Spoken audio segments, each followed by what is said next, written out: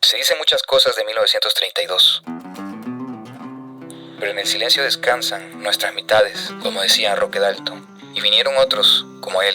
Entre ellos vino alguien, Oswaldo Escobar Velado, y dijo, sacándole medidas al país: patria exacta, para que te conozcan los que te aman de veras, los que te cantan con verdad, los que te sueñan con justicia y libertad. Rompiendo el silencio, llegó Claribel Alegría. 30,000 los indios muertos, 30,000 los que murieron porque querían la tierra, porque querían ser hombres, porque querían justicia, porque querían la vida. Los nietos del jaguar también aparecieron de las palabras de Pedro Geoffroy Rivas. Sangre india en las montañas, grito sordo en la garganta, fuego y muerte en las llanuras, mi raza sepultada. 1932, dijo Gilberto González y Contreras.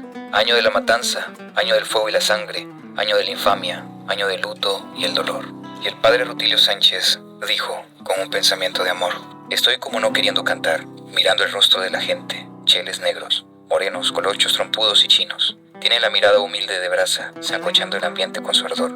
Son ellos, tenemos hambre, los miro, los veo, les hablo, les platico con mi mirar, como diciendo, ¿y ahora qué? Tenemos todo, hasta la muerte tenemos. Bienvenidos a Proyecto Chachalaca, este es el episodio 123. Nos acompaña Leonel Palomo y también Vladimir Alfaro. ¿Qué tal, Leonel? ¿Cómo estás? Muy bien, un saludo a toda la audiencia de Chachalaca. Un gusto nuevamente estar acá en esta segunda parte de este tema tan interesante que son los hechos de 1932.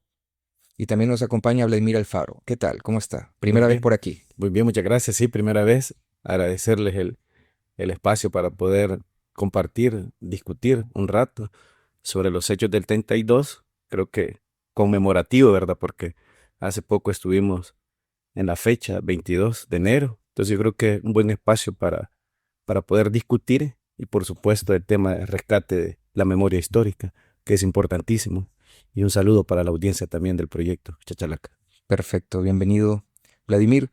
En este segundo episodio vamos a abordar los momentos previos, el durante y las secuelas de lo sucedido el 22 de enero de 1932. Comenzamos. Capítulo 4. Hacia el levantamiento. Este capítulo marca el punto de no retorno. La crisis política no solo exacerba las tensiones sociales, sino que demostró que las élites no estaban dispuestas a ceder y el pueblo, por su parte, no estaba dispuesto a callar. En enero de 1932, El Salvador parecía estar al borde de una explosión inevitable. En los campos de Izalco, Tacuba y Huayúa, los campesinos trabajaban con la tierra reseca y el corazón cargado de furia. La pobreza, la desigualdad y las décadas de opresión habían dejado marcas profundas. Cada machete afilado era un recordatorio de que el pueblo estaba listo para reclamar lo que le pertenecía. Tras las elecciones fraudulentas de enero, los líderes comunistas sabían que no había vuelta atrás. Farabundo Martí, junto con otros dirigentes como Alfonso Luna Calderón y Mario Zapata, había estado organizando a los campesinos en las zonas rurales. No eran solo reuniones clandestinas, eran consejos comunitarios, donde los jornaleros y pequeños propietarios discutían cómo liberar a sus comunidades de la explotación. Los mensajes viajaban de boca en boca y las consignas de lucha se repetían como mantras: pan y tierra, trabajo y libertad. Aunque las herramientas eran precarias, machetes, azadones y algunas armas rudimentarias, el ánimo era inmenso. Lo que faltaba en recursos sobraba en determinación. Sin embargo, las fuerzas del régimen de Maximiliano Hernández Martínez estaban atentas. El gobierno había comenzado a mover sus tropas hacia el occidente del país, anticipando los primeros estallidos de revueltas. El ejército, mejor armado y organizado, tenía una misión clara: erradicar cualquier síntoma de resistencia. Farabundo Martí, quien ya era conocido entonces por su participación en movimientos internacionales, como el Ejército de Sandino en Nicaragua, asumió un rol estratégico. Desde el Socorro Rojo Internacional, Martí coordinó a los líderes locales, asegurándose de que la insurrección no fuera un acto aislado, sino una movilización organizada que pudiera resistir al poder militar. Por otro lado, figuras como Francisco Sánchez y Modesto Ramírez trabajaron directamente con los campesinos, construyendo redes de apoyo y preparando a las comunidades para el enfrentamiento. Sánchez, en Huayúa, llegó a organizar un soviet local, mientras Ramírez movilizaba pelotones de insurgentes en Santa Cruz, Michapa. En los días previos al levantamiento, los rumores de insurgencia se extendieron como fuego en el viento. En Izalco, los consejos campesinos se reunieron en las noches, planificando las tomas de las alcaldías y los cuarteles. En Huayúa, Sánchez instruía a sus hombres sobre cómo distribuir las tierras después de la victoria, mientras ordenaba deshacerse de todo el alcohol para evitar el descontrol en sus filas. La insurrección no solo era un acto de desesperación, era un grito de dignidad. Los campesinos no querían solo sobrevivir, querían vivir. Querían que sus hijos crecieran en una tierra que pudieran llamar suyas, lejos del látigo de los patrones y la indiferencia de las élites. El inicio de la tormenta fue la noche del 22 de enero de 1932. Los primeros grupos de campesinos comenzaron a movilizarse. Con machete en mano y un sentimiento de justicia en el pecho, avanzaron hacia las ciudades y los pueblos de Occidente. Las tomas de alcaldías y cuarteles no tardaron en comenzar, y el choque entre los insurgentes y las fuerzas del régimen fue tan violenta como desigual. Mientras tanto, en San Salvador, las élites observaban desde sus casas, alarmadas por las noticias que llegaban desde las zonas rurales. Para ellos, esto no era solo una revuelta campesina, era una amenaza existencial al orden que habían construido. En los días previos a 1932, ese 22 de enero en el que sucedió este levantamiento, ¿qué factores consideran que convencieron a los campesinos, a los indígenas, de que ya no habían opciones pacíficas para poder buscar la justicia? Fíjate que esa es una pregunta súper importante y yo quisiera empezar citando a Roque Dalton. Las historias propias del pulgarcito dice: Roque, cuando todo se te ha negado, solo te queda el machete y la dignidad. ¿Ya? Y esto es un punto de partida para entender que el alzamiento de la rebelión no fue un capricho, no fue un acto impulsivo de gente que quiere estar haciendo desorden, solo porque sí, ¿verdad? Sino que hay una serie de causas estructurales y coyunturales que se van a juntar, que van a coincidir para que esta rebelión se pueda dar. Entre ellas, por ejemplo, el hecho del fraude electoral que se había cometido, como señala Eric Chin, el fraude electoral que le cierra todas las puertas a los representantes del Partido Comunista, que tenía amplio apoyo en muchas zonas del país, en el occidente, por ejemplo, en la zona central y en la zona norte. Se cierran las puertas mediante la manipulación de votos. Sumémosle a esto la gran crisis del 29, la gran crisis del café, que causa desempleo masivo, despidos masivos. Hay cafetaleros que mejor dejaban perder la cosecha, ya que no había manera de costear el pago de mano de obra. Ya venía sumándole a esto un largo proceso de despojo de la tierra a los indígenas para consolidar la producción del café. Entonces son una serie de factores que van a coincidir para que esto termine en un alzamiento armado en amplias zonas del país, no solamente en el occidente. Creo que conviene hacer una clasificación de aquellos factores que influyeron en el 22 de enero de 1932. Por supuesto, ¿verdad? En el 32 se reflexiona el hecho que ocurre, pero hay que preguntarnos, qué es lo que ha sucedido antes. Ya Lionel lo decía, los decretos de expropiación de tierras comunales y ejidales, el 881, 83, de alguna manera van a significar o van a acentuar la exclusión con relación a la tenencia de la tierra. Por supuesto, ¿verdad? El proyecto del reciente Estado salvadoreño estaba claro, ¿verdad? Desarrollar una economía del café y a partir de ahí, acentuar la desigualdad en El Salvador. En ese sentido, es importante sacar, ¿verdad? En cuenta, que el levantamiento del 32 no fue una cuestión espontánea, porque muchas veces así se ha querido plantear, e incluso, ¿verdad? Se ha reducido, como dice Eric Chin, a una mera causalidad de la influencia del comunismo internacional, pero no, ¿verdad? Hay condiciones materiales de vida, especialmente de los indígenas en el occidente, que van a determinar el movimiento. Ya lo decía Lionel, despojo de las tierras, condiciones de miseria, poco empleo. El empleo en la mayoría de los casos era eventual, especialmente cuando se daban las cortas de café, de ahí disminuía. Luego el Estado va a crear, por ejemplo, leyes contra la vagancia, que van a generar un descontento en la población, porque las mismas penas eran para ir a trabajar en las fincas de café.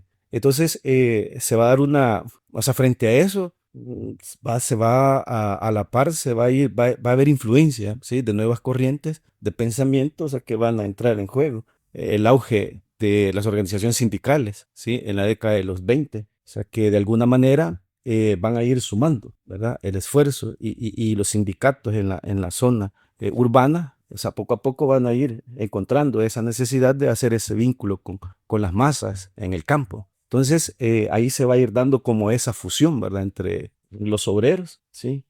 Casi la mayoría artesanos en la zona urbana y los campesinos que se habían convertido ahora en jornaleros. Entonces, yo creo que se va a dar también, hay una especie incluso de formación de la misma conciencia, ¿verdad? O sea, hacia dónde puede ir enrumbado el proyecto, en ese caso la insurrección del 32. Aquí me gustaría hacer esta pregunta, y es que en el momento en el que se establece el Estado salvadoreño, hay independencia y bueno, primero como un Estado centroamericano, deja de haber indígenas y ladinos y criollos y todo esto y todos nos volvemos centroamericanos y después salvadoreños.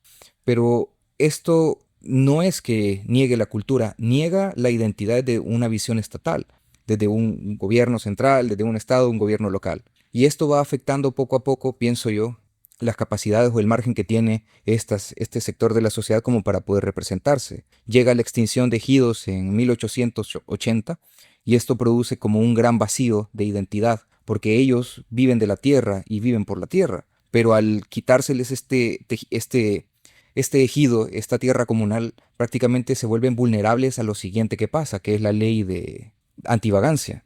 Entonces aquí me gustaría preguntar, ¿qué se conforma en este momento? Sabemos que es como una especie de clase social, pero ¿cómo es conocida? ¿Cómo se reconoce?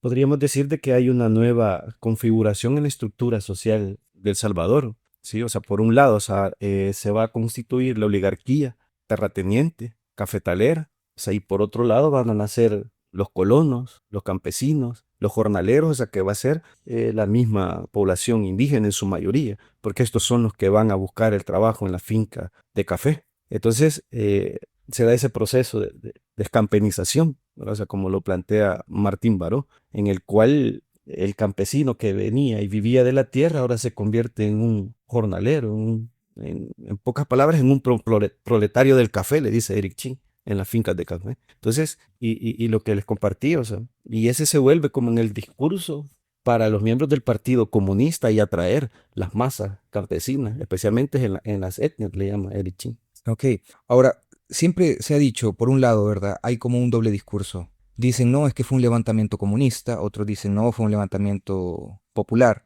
pero yo puedo entender que las personas en el descontento de ver que el Partido Laborista, que era con el que ellos buscaban o deseaban que hubiera un cambio, y que ya otros presidentes utilizaran el mensaje del cambio, pero al final fueran más de lo mismo, pues yo creo que a las personas lo lleva a un descontento. Entonces llega el Partido Comunista, el PSS, y utiliza esto como una oportunidad. Así es como lo plantean algunos. Otros lo ven como una respuesta orgánica y natural. La gente organizándose entre ellas para poder, digamos que tener una herramienta política para poder participar de esto y es negado. Pero ¿qué relación consideran que tenía este movimiento, el Partido Comunista, con este grupo social que se estaba conformando? Entonces, hay un proceso de composición y de reconfiguración de los sectores de la sociedad en la construcción de este Estado salvadoreño que venía buscando fortalecerse, de tener más presencia territorial, de promulgar más leyes, que básicamente estas leyes a quien sometían y a quien regulaban era la explotación del indígena,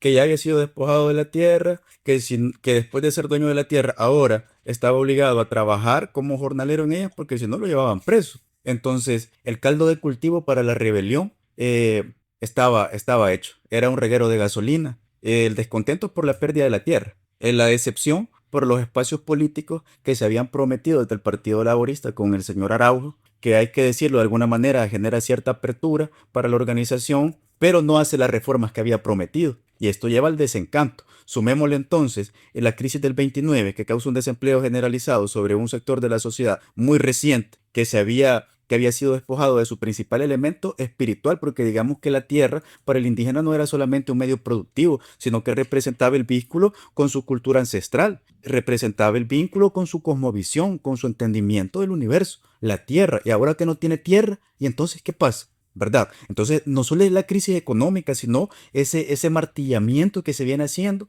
a esta nueva capa de la sociedad que está desposeída de la tierra, que es paria, porque solo le queda andar rebotando de hacienda en hacienda para que le puedan dar trabajo con sueldos míseros. Encima de eso, se les cierran los espacios de participación política. Esto era caldo de cultivo y se equivocan quienes dicen que esto fue una estrategia y una conspiración comunista, porque esa es la narrativa de la clase dominante, que esa fue una conspiración comunista. Para nada. Todo lo que detona en el 32 es el resultado de un largo proceso de aplastamiento del sector indígena, del pueblo indígena, despojo de la tierra, cierre de espacios políticos, desencanto de las promesas que el Partido Laborista había hecho. Sumémosle a eso que Latinoamérica había dado ejemplos, ya las huelgas bananeras que se habían hecho contra la United Fruit Company, la Revolución Mexicana, la Revolución Bolchevique. Es decir, el ambiente estaba impregnado de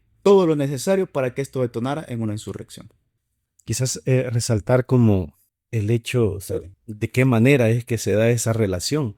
Porque es bien interesante cómo incluso antes que se formara el Partido Comunista en 1930, ya en algunas haciendas se habían dado algunos conatos de huelgas y los indígenas habían logrado pequeñas, digamos, reivindicaciones Pequeñas victorias. que les mejorara la alimentación, por ejemplo, ¿verdad? Claro, o sea, no son significativos, o sea, pero de alguna manera eso refleja que antes o sea, de la influencia del Partido Comunista, o sea, ya en la zona de Occidente había una efervescencia, y la efervescencia quizás no clara, o sea, desde la visión de una revolución social, como lo planteaban los comunistas, sino que más reivindicativa a partir de todo el proceso de exclusión que se venía dando. Como una búsqueda de derechos. Por supuesto, ¿verdad? O sea, y más que todo, o sea, el tema de la tierra. O sea, yo creo que incluso en la actualidad los conflictos en El Salvador giran en torno a eso, a la tierra, ¿verdad? Al uso y tenencia de la tierra. Entonces, ¿qué era lo que se reivindicaba? Algo que siempre surge dentro de las discusiones de 1932 es sobre el tema de los comunistas. Pero, ¿qué podemos entender por un comunista en 1930, en la década de los 30 en El Salvador?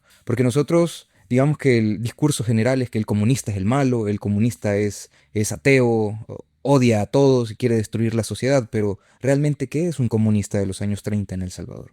Yo creo que pensando, ¿verdad? En aquel entonces, o sea, ¿cuándo es que? Porque aquí hay que hablar de la organización de los trabajadores, hay que hablar de los obreros, porque el concepto de comunistas aquí en el país se retoma a partir de la fundación del Partido Comunista y la influencia que va a tener.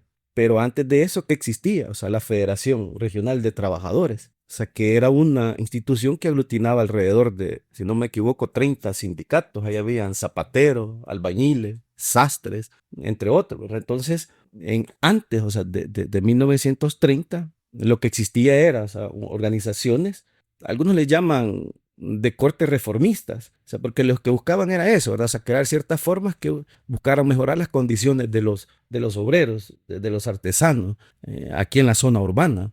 Claro, o sea, cuando ya va a haber, digamos, incluso esa mayor influencia de la Unión Soviética, o sea, porque sí va a haber, ¿verdad? O sea, directamente un vínculo. Es más, hay un delegado, o sea, que viene a El Salvador, o sea, desde México, para influir en la misma constitución del Partido Comunista. O sea, incluso este llega a tener un cargo de dirección en el PCS.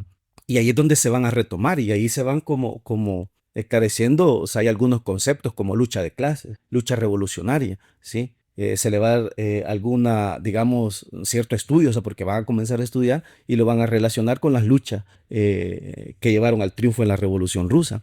Ahora, esa es una cosa, ¿verdad? O sea, pero a partir de ahí, o sea, podemos decir, o sea, que el comunista era ese personaje que tenía de alguna manera esa conciencia de clase, y que esa conciencia lo llevaba a reivindicar, o sea, los mismos derechos de los trabajadores, o sea, mejorar las condiciones de los trabajadores. Ok, porque algo que podemos hacer en este momento es incluso esta figura del comunista de los años 30 es muy diferente de la de los años 40, de los años 50, de los años 60, todo es contextual. Incluso hablar del comunista salvadoreño es diferente a hablar del comunista en diferentes partes del mundo. Fíjate, Amaru, y esto es un mensaje para toda la audiencia, porque el discurso de la clase dominante siempre nos ha planteado al comunista como el ateo, el que va a atentar contra nuestros valores tradicionales, el que quiere destruir la religión, el que quiere matar niños, ¿ya? El que nos quiere adoctrinar, el rojo mal. Y más allá de si es bueno o malo un comunista, hay que plantearnos y cuestionarnos de qué lado de la historia estamos, ¿ya? Si estamos del lado de la narrativa y del lado del dominante, o si estamos del lado del dominado, y como aquí hemos visto, del vilipendiado históricamente. Ahora, hablar del comunista de 1932 en la Unión Soviética, hablamos de la construcción de un gran Estado, de la Unión de las Repúblicas Socialistas Soviéticas, ya donde la propiedad privada ya no tenía un papel preponderante, donde la acumulación de capital no era la filosofía de vida de una de las sociedades, pero hablar del comunista en esta región latina, en esta región tropical, y hablar del comunismo en El Salvador, hablamos de una ideología que se incorpora a un descontento que viene en marcha, un cauce de un río que ya viene rebalsando desde hace rato, porque hay una serie de abusos estructurales que vienen causando ese rebalse. Y el Partido Comunista en El Salvador lo que hace es incorporarse a ese cauce, ¿ya? Si el Partido Comunista salvadoreño no se incorpora a este descontento, la insurrección de igual manera hubiera estallado. Interesante, completamente. Porque al final lo que podemos ver es como una grada más en la historia de El Salvador, de la fuerza del oprimido queriendo salir adelante versus la bota del poder queriendo sostener el status quo. Bueno, hablemos sobre esto de la caída de los precios del café. Nosotros podemos comprender que, bueno, cae el café, el precio del café en el mercado internacional. El Salvador es este producto, este elemento con el que subsiste. Pero, ¿cómo se relaciona el indígena con esto de las ventas? ¿Cómo se relaciona el indígena con esto de la producción de café? Para poder comprender cómo es que esta caída en Wall Street en el 29 afecta tanto al salvadoreño. Ok, yo creo que la caída afectó en dos direcciones. O sea, habría que reflexionar, por ejemplo, en el caso de los oligarcas cafetaleros, o sea, qué tanto significó pérdida para ellos, ¿verdad? Pero basémonos concretamente de quienes estamos hablando. En este caso de los indígenas, de los campesinos. Partamos del hecho de que, o sea, ellos dependían evidentemente del trabajo en las fincas de café. Entonces, cuando se da la crisis, o sea, del 29, El Salvador, el 80% de la producción de café se vendía a Estados Unidos. Y Estados Unidos es el centro de la crisis. Entonces, imagínense eso, cómo va a impactar. O sea, que de repente, o sea, toda tu actividad económica se centra en la producción de café y tu mayor comprador te dice, bueno, mira, ya no quiero café porque, o sea, ya no hay condiciones. Por supuesto, el oligarca tiene acumulada riqueza y puede responder frente a esa crisis, pero el jornalero, el peón, el campesino, o sea, que vivía de la recolección, por ejemplo, que vivía, o sea, del trabajo en la finca de café. Entonces ellos, o sea, prácticamente se quedan sin el sustento, ¿sí? O sea, porque el oligarca, ¿qué es lo que hace? Vaya, mira, o sea, no hay café, no hay trabajo. Y por supuesto, o sea, como no habían derechos laborales, o sea, no existía ni una indemnización, por decir así, para estas personas. Entonces, ¿qué significó, verdad? Yo no conozco un dato oficial, o sea, pero un tiempo que trabajé en Occidente, o sea, la gente mayor decía que incluso, o sea, se hablaban de episodios de hambruna. Sí, correcto. O sea, gente que moría, o sea, de Y la alimentos. gente solo trabajaba por la comida Exacto, día, sí. al día, ¿verdad? O sea, trabajos en el día y trabajos una tortilla, o sea, incluso hasta con sal, con frijol. Entonces, el impacto lo sufrieron más, en este caso los sectores más desfavorecidos. Para esto del café, fíjate, es un tema muy interesante. Hay que decir que El Salvador no aprovechó la verdadera época del oro del café. Países que aprovecharon la época del oro del café: Colombia, Costa Rica y Brasil. Ya venían dentro del cultivo del café mucho antes que El Salvador y tuvieron condiciones diferentes. El Salvador se benefició parcialmente de la bonanza del café. ¿Cuáles eran las limitaciones en El Salvador? Alta concentración de la tierra, falta de inversión en infraestructura. Los cafetaleros no invertían en infraestructura. Y vos podés ir a ver las fotos de los caminos de donde sacaban el café, las carretas que jalaban el café, cómo se movilizaba el café en una infraestructura deteriorada. El Salvador no aprovecha plenamente la época de oro del café como si lo hacen otros países. Aún así, la oligarquía se beneficia, ya, y sus ganancias eran enormes. Y todas esas ganancias iban y se lo gastaban en un viaje de 2 semanas en Francia. Ya, un nivel de derroche que solo demostraba el nivel de desigualdad que este monocultivo había causado. Ahora, esa dependencia tan grave hacia el monocultivo, hacia el café, es lo que genera que sea tan grave y tan delicada la crisis del 29. Porque si dependes estrictamente de un solo cultivo, ese cultivo cae, te quedas en la quiebra, te quedas en la bancarrota. Afortunadamente, los oligarcas tenían cómo irse y tenían cómo subsistir ante esas hambrunas. Pero ¿y el indígena dónde quedaba? que era lo que tenía guardado, absolutamente nada. Mira, qué interesante eso que vos decís, que las grandes riquezas y todo esto realmente no servían como para mejorar las condiciones laborales, incluso las condiciones extractivas, porque aquí podemos decir que esta época fue una institución extractiva de café para solo un grupo de personas, los oligarcas. Entonces aquí nosotros podríamos hacer como un símil de lo que fue, por ejemplo, la Revolución Francesa. Ah, que los pobres tienen hambre, que harten pastel. Prácticamente, porque nosotros siempre hablamos del indígena y el levantamiento y hablamos de- del comportamiento de los indígenas al levantarse en armas. Y hablamos del ejército salvadoreño que reprimió con fuerza. Y hablamos de un Maximiliano Hernández Martínez que estaba parado en el poder y que estuvo ahí cerca de 14 años. Pero no hablamos de quienes lo mantuvieron así, de quienes mantenían el status quo, de esas personas que, como vos decís, venían y se gastaban grandes riquezas en 2 semanas en Francia. No hablamos de ese comportamiento, de esa forma en la que estas personas con el poder de elegir, en el poder de representarse en el Estado, realmente lo hacían de una forma solo a conveniencia propia. No hablamos de ellos, no se conoce de ellos. O sea, los libros de historia no dicen, es que eran personas muy opulentas a las que realmente el pueblo no les interesaba. No se habla de eso. No se habla que detrás de eso había un gran racismo. No se habla de que realmente el que está viendo desde arriba, el que está abajo y que realmente ni siquiera se pone en la condición, no tiene que comer, no me importa, realmente es amargo. Y eso es algo que no había pensado, fíjate. Increíble. El nivel de obscenidad con el que ostentaban el poder y las riquezas y la diferencia que había era increíble. Sumado a eso, ¿va? Y esto valga la aclaración, ¿va? Porque puede sonarle al público de que estoy promoviendo el comunismo o promulgando el comunismo. Aquí hay un asunto estructural de desigualdad, que usted de cualquier punto que lo vea es un hecho material, ahí está. Yo lo quiero ver desde el materialismo, desde la dialéctica, porque es lo que me brinda el método para comprender estas situaciones. No creo en la imparcialidad porque no me parece ni estoy de acuerdo. Yo tomo partido por mi clase. Entonces, hablar de desigualdad, por ejemplo, la obscenidad del lujo por un lado, una minoría que acumulaba, acaparaba y derrochaba y desperdiciaba, y los veías todos los fines de semana paseando en ese bulevar ahora donde está la Constancia hoy, que era un centro de La avenida, sí. recreación. Ajá, Ajá, la avenida, sí. la avenida, un centro de recreación de las élites. Ahí llegaban a pasear y vos veías el nivel de ostentación de los hijos de los Girola, por ejemplo. Vos te ibas a las comunidades a ver los hijos de los colonos y veías media docena de niños de 4, 5, 6, 7 años con una barriguita llena de lombrices, y vos sabías que la esperanza de vida de ese niño no superaba los 10, 12 años. No había derecho a la salud. ¿Cuál era la esperanza de escolaridad en ese tiempo? Cero. Cero, ¿me entendés? Entonces tenemos una desigualdad estructural que, digámoslo bien, desigualdad es violencia estructural. Y si las raíces de la violencia no se tocan, la violencia va a aparecer, y es lo que pasó en 1932. Hay un poema hecho canción, Patria Chiquita Mía. Ahí hay un fragmento, o sea, donde le dice: ¿y por qué, amá? El hijo del patrón una media tos y lo mandan al extranjero. Y los niños se tienen que morir, los niños pobres se tienen que morir por una diarrea. Entonces, ese resultado, o sea, de esa desigualdad y de esa opulencia. Quizás resaltar algo de lo que decía Lionel. No hay que olvidar que el Estado salvadoreño nace con un carácter de clase.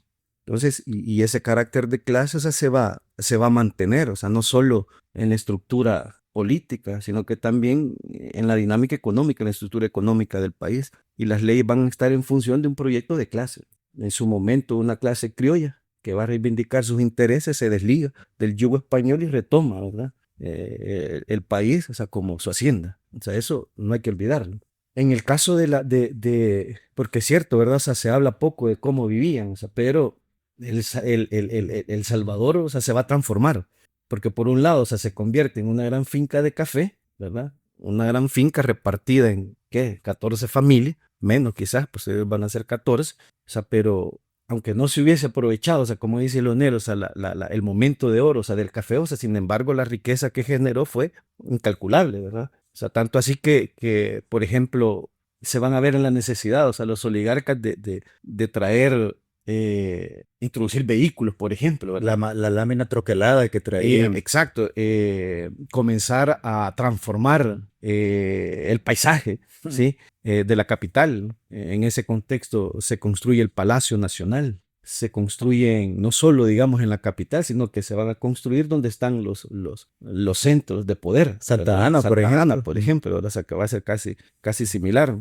Hay otro elemento que tiene que ver con, o sea, cómo se comienzan a reproducir incluso las modas. francesas. Bueno, hasta el ejército se vestía como se vestía el ejército en Francia, ¿no? Entonces, incluso hay un dato por ahí, o sea, que hasta vienen, o sea, modistas en aquel entonces reconocidos a vestir a las mujeres de la sociedad en este. O sea, imagínense la riqueza que generó, ¿verdad? El café.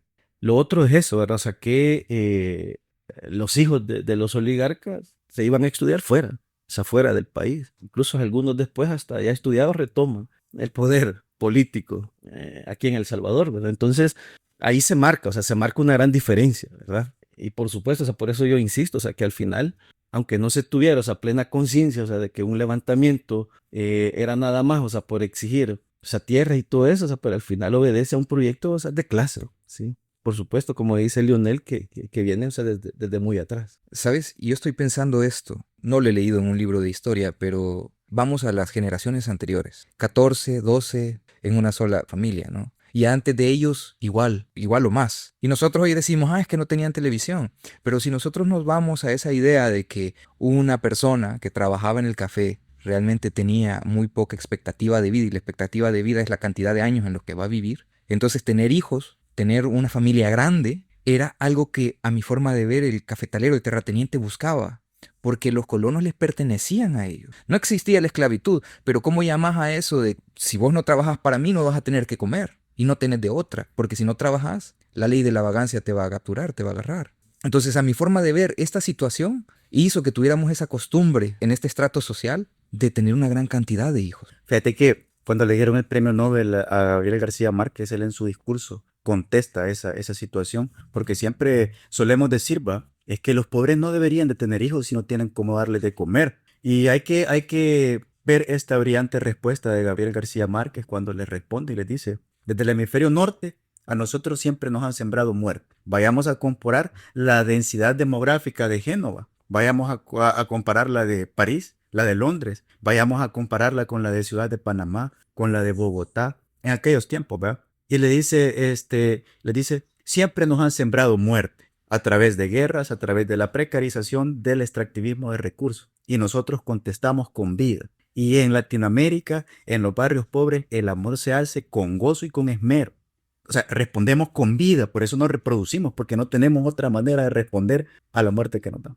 Pero también eso yo pienso que ha sido como algo bien sembrado, fíjate, en nuestro medio. Porque vuelvo a decirlo, si el trabajador te iba a durar poco tiempo, vos lo que querías era de que Perpetuar la perpetuar, fuerza sí, de trabajo. Tu fuerza laboral de bajo costo. correcto. Y entre más hijos tuvieras, menos recursos ibas a tener como para poder decir, voy a vivir tranquilo. Pasando un poco sobre estos temas, me gustaría preguntar cómo fue, realmente cómo funcionó esto de la organización para este levantamiento. Sabemos que estuvo Feliciano Ama, Farabundo Martí, Modesto Ramírez, Francisco Sánchez, pero ¿cómo se conectaron estas ideas, estas personas y hicieron esta organización? Esto no es un movimiento espontáneo, ¿ya? Y aquí, poemas clandestinos de Roque Dalton, nos mataron por hablar, nos mataron por callar, nos mataron por soñar que la tierra podía ser nuestra. Es decir, la raíz de todo este descontento y de toda esta explosión de violencia está arraigada a la tierra, pues, al despojo de la tierra. Eso no podía terminar en un río y mar de abrazos y de besos entre patronos y indígenas. Lo habían despojado de su principal elemento espiritual, de sentido de la existencia. Evidentemente eso iba a generar chispas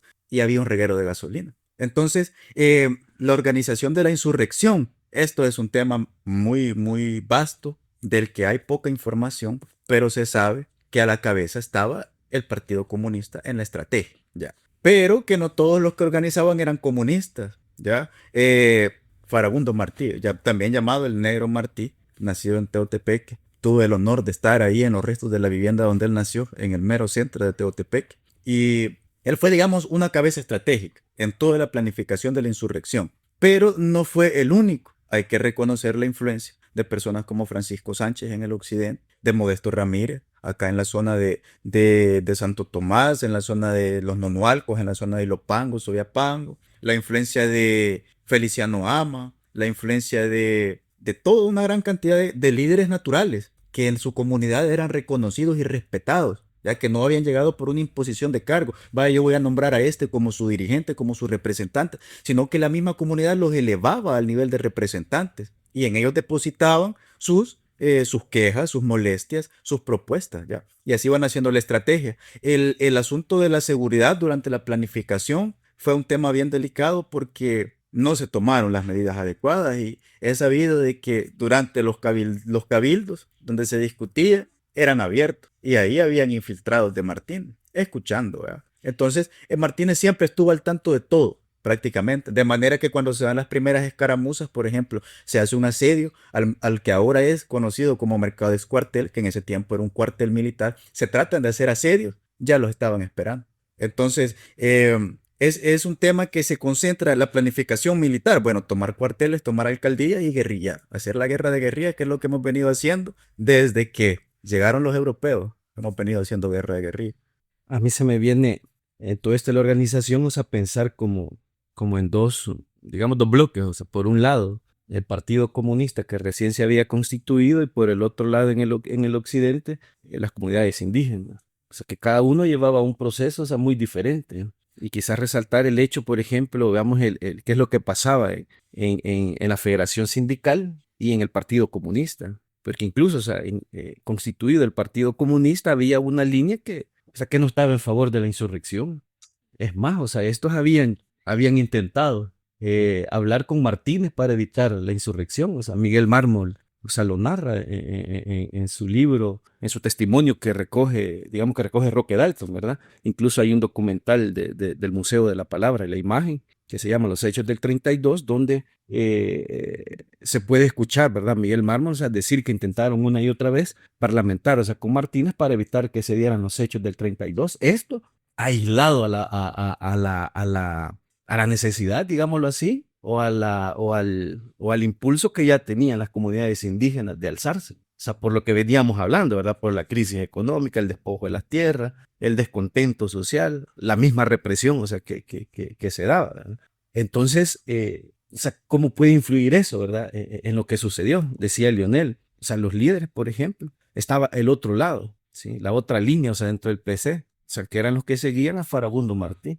Entonces, pues se va a dar en la misma organización se va a dar una contradicción entre la gente, digamos, de línea reformista dentro del Partido Comunista y los radicales, le van a llamar ellos, o sea, porque Farabundo Martí se consideraba uno de los radicales, porque para él la forma de resolver la desigualdad y la injusticia en el país era a través de la insurrección, y por eso es que incluso a través del Socorro Rojo Internacional, o sea, buscó, ¿verdad?, ampliar no solo la fila de los miembros del Socorro Rojo Internacional, pero lejos, digamos, o sea, de esa contradicción pues, que siempre ha estado, ¿verdad?, en el movimiento obrero, podemos decir que se va a dar, ¿verdad? O sea, esa alianza, o sea, entre los indígenas y los obreros que están organizados. Por supuesto, o sea, ¿cuál era la consigna? O sea, pan y tierra, ¿sí? Pan y tierra. Entonces, desde ahí estaba claro, o sea, qué era lo que se buscaba. O sea, lastimosamente, o sea, como dice Lionel, los líderes, o sea, que son capturados, hay fuga de información, al final son fusilados, o sea, sin embargo, o sea, ya todo estaba listo, ¿verdad? Ahora, ¿qué tanto significó? Digamos que no hubiera una dirección, porque algunos atribuyen, ¿verdad?, que el fracaso es por la falta de dirección. O sea, sin embargo, está el papel de los líderes indígenas, ¿sí? Feliciano Ama, ¿sí? O sea, fueron clave, ¿verdad? Todos esos hechos en el occidente. Y para poder terminar este capítulo me gustaría preguntar sobre este levantamiento campesino de 1932. A su forma de ver, ¿es un acto desesperado o es una declaración estratégica de dignidad frente a un sistema opresivo? Quizás yo me inclino más por lo segundo, porque si se recuerdan ustedes, o sea, desde cuándo se vienen gestando esos movimientos indígenas, campesinos, aquí no tenemos un precedente, ¿verdad? Entonces, ¿qué quiere decir? O sea, que hay condiciones, o sea, que no se van a resolver. O sea, desde ahí, o sea, no se puede hablar, o sea, de un hecho que es espontáneo, ¿sí? O sea, por supuesto, o sea, lastimosamente no se contaba, o sea, con los medios. Si los indígenas con machetes, con armas rudimentarias, incluso, ¿verdad? O sea, conociendo, o sea, la diferencia que había, o sea, con el mismo ejército. O sea, ¿qué quiere decir? O sea, yo hablo de un proceso que alcanza un nivel de conciencia superior en la mente de los indígenas, a decir, bueno, o sea, ya no hay alternativa, ¿no?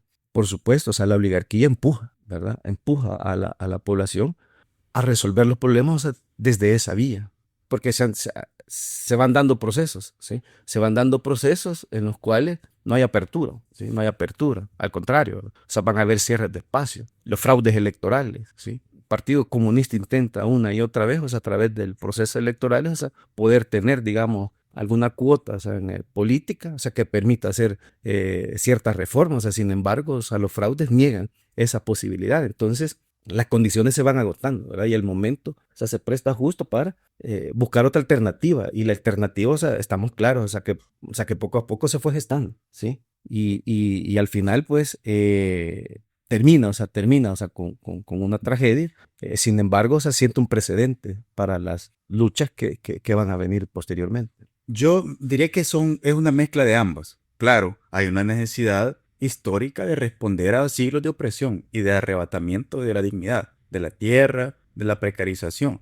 Pero también hay un nivel de desesperación porque no hay empleo, porque el hambre te pide comida y porque estás viendo que tus hijos te piden comida y porque no tenés cómo sembrar en tu parcela y porque no ves un futuro, no ves esperanza y entonces eso te lleva a un elevamiento de la conciencia, de una determinación. Claro, en estos procesos no todo es uniforme. Siempre hay sectores de la población que se radicalizan más que otros. Hay otros que se van a mover por inercia. Ya van a seguir porque allá van todos, entonces van. Pero se puede decir que hay un proceso de concientización, ¿ya? Y que hay y que entonces se da algo que pasa muy raras veces en la historia. El pueblo se convierte de objeto a sujeto. Es decir, pasa de ser un objeto, un semoviente que va de hacienda en hacienda buscando trabajo, a cobrar conciencia, no solo de sus necesidades, sino de sus capacidades, de que organizado puede alcanzar esa recuperación de la dignidad. Entonces yo diría que hay una mezcla de ambas, tanto la necesidad histórica de responder a siglos de injusticia como una buena cuota de desesperación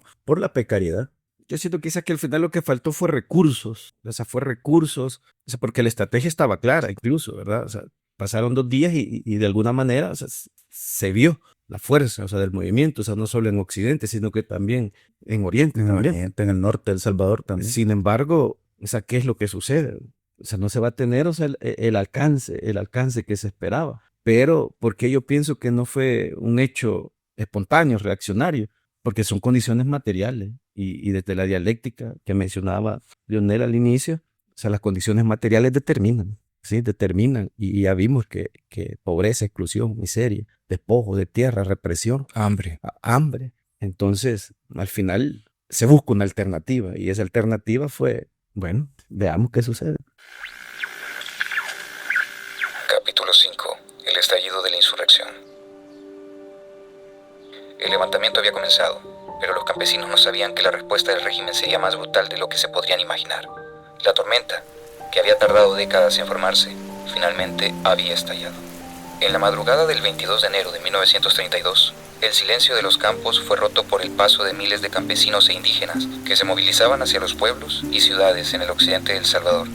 En sus manos llevaban machetes, algunas herramientas agrícolas y en raros casos armas de fuego. Pero lo que realmente los impulsaba no eran sus armas, sino la furia acumulada durante siglos. Las primeras señales de levantamiento se vieron en Huayúa, Izalco, Nahuizalco, Tacuba y otras localidades. En Huayúa, Francisco Sánchez lideró un grupo de insurgentes que rápidamente tomó el control de las alcaldías y las repartió entre los campesinos, quemando títulos de propiedad que simbolizaban su opresión. En Izalco, la bandera roja, con la hoz y el martillo, ondearon en lo alto, como un grito de desafío al poder establecido. La insurrección no fue un acto de caos, como lo describirían las élites y la prensa conservadora. Fue una rebelión organizada que buscaba justicia. Los líderes habían instruido a los insurgentes para evitar el saqueo y el descontrol. En Huayúa, por ejemplo, Sánchez ordenó deshacer todo el alcohol para mantener la disciplina. Sin embargo, el levantamiento no tardó en enfrentarse a una respuesta brutal. La noticia del levantamiento llegó rápidamente a San Salvador y el general Maximiliano Hernández Martínez no dudó en actuar con dureza. Las tropas del ejército fueron desplegadas hacia las zonas en conflicto, respaldadas por las armas modernas y el poder logístico de potencias extranjeras como Estados Unidos y Reino Unido, que veían en estas insurrecciones una amenaza comunista. En los pueblos el enfrentamiento era desigual. Los campesinos armados con machetes se enfrentaban a los soldados con rifles y ametralladoras. En Izalco, los bombardeos aéreos marcaron un punto del no retorno, sembrando el pánico entre los insurgentes. La represión no distinguió entre quienes habían tomado las armas y quienes simplemente eran parte de la comunidad. En los días siguientes, la violencia del régimen se intensificó. Las tropas gubernamentales recorrieron los pueblos de Occidente. realizaron ejecuciones sumarias y masacrando a quienes consideraban sospechosos. Izalco, Nahuizalco, Huayúa y Tacuba se convirtieron en escenarios de horror. Las estimaciones de las víctimas varían, pero se calcula que entre 20.000 y 30.000 personas fueron asesinadas.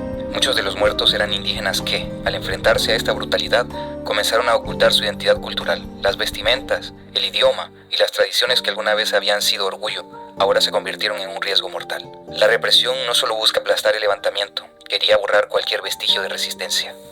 El 31 de enero de 1932, un consejo de guerra condenó a Farabundo Martí, Alfonso Luna Calderón y a Mario Zapata a morir fusilados. Al amanecer del 1 de febrero, los tres fueron ejecutados en el Cementerio General de San Salvador. Sus muertes no solo marcaron el fin del símbolo de la insurrección, sino que también sellaron un mensaje del régimen, de que no habría piedad para quienes decidieran levantarse en contra del orden establecido.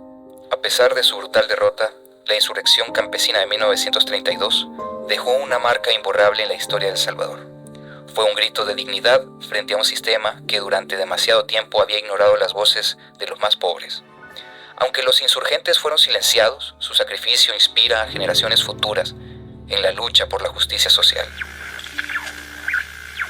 Comenzamos este capítulo. Aquí me gustaría preguntarte, ya escuchamos, quemaron títulos de propiedad, pero ¿qué significaba esto? ¿Por qué lo hacían? Yo entiendo que era una representación de ese deseo de libertad y de justicia, pero ¿qué me puedes decir al respecto? Bueno, la insurrección estaba inspirada por las ideas de tierra y libertad que ya habían sido muy retomadas en la Revolución Mexicana, y la tierra seguía siendo el tema central acá, la tierra que estaba acaparada en manos de los terratenientes. Por ende, el objetivo principal del alzamiento es recuperar la tierra, y a la hora que se toman las alcaldías, ¿qué es lo que se encuentran? Bueno, ahí están los títulos de propiedad a nombre de los terratenientes. Es un asunto lógico que vas a destruir ese atestado legal que pone tu tierra o la tierra que ancestralmente le pertenecía a tus abuelos o a vos en manos de los terratenientes. Así que es un hecho simbólico, el hecho de agarrar una escritura en manos de un señor de apellido Girola y quemarla.